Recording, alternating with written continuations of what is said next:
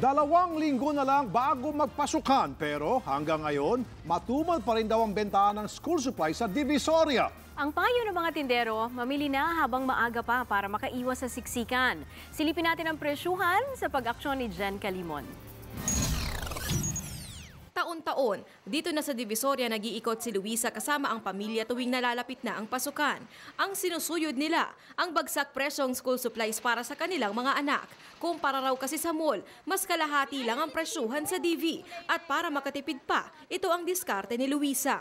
Nagka-canvas muna kami kasi meron sa iba hindi rin pare-pareho pero dito mababaran talaga.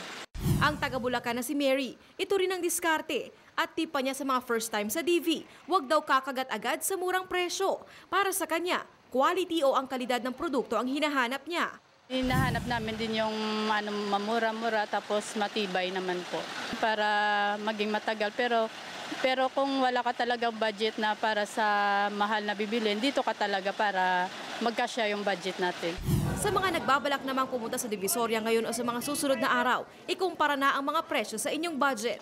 Lapis at ballpen, 6 to 7 pesos. Crayola, 25 hanggang 45 pesos depende sa dami. Gunting, pambura at pantasa, 10 piso. Ang pad paper, 8 hanggang 15 pesos. Sa notebook naman, nasa 9 pesos lang. Ang sapatos na pambata, 180 hanggang 280 pesos. Nasa 200 hanggang 380 pesos naman ang pang-teenager. 105 hanggang 265 pesos ang mga blouse at polo.